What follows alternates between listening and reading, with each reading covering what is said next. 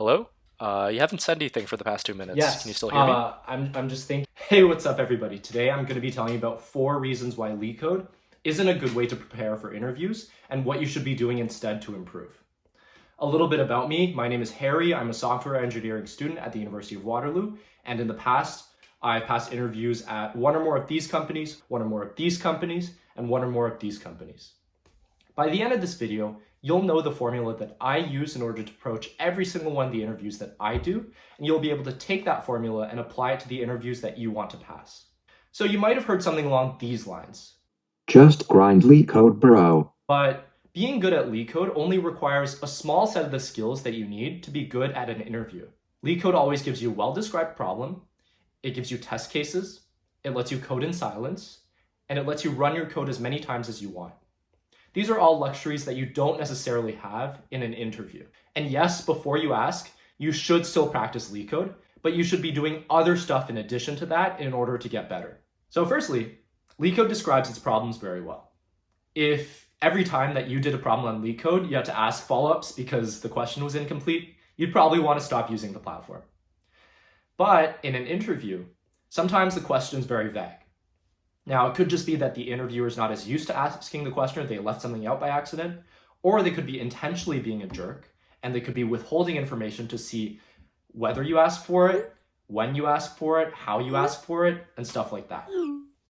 So before you start coding, ask and clarify what the input format of the program should be, what the behavior of the program should be, and what the output format should be. So the second thing is that Leetcode also gives you test cases. But guess what? In an interview, you have to write your own test cases. A long time ago, I didn't write test cases. And during one of those interviews, the interviewer actually took a picture of me. And here it is. That's what you look like if you don't write test cases. Before I start coding, I'll write out a few test cases, typical cases, as well as edge cases. So if the question is determine if a string is a palindrome, I'll write out some typical cases like ABBA, ABA, so that I have both an even and odd length palindrome. I'll write ABAA and ABC for some non-palindromes, and I'll write some edge cases like the empty string, or A, which is a single character.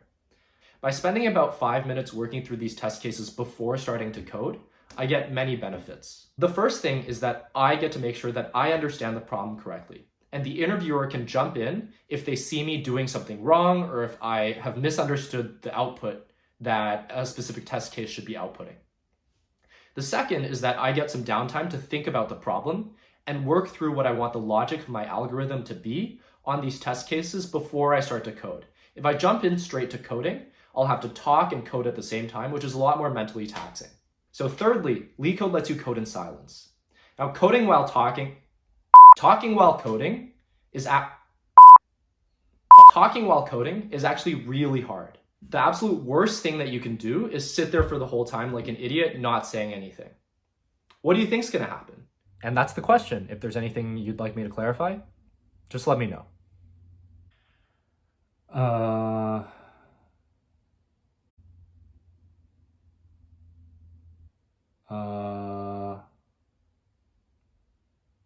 Wow, congratulations. You've moved on to the next round. Have a nice day.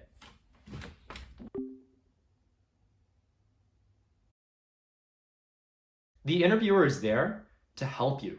They want to collaborate and communicate with you so that they can evaluate your skills in doing that. If you don't say anything, they can't help you.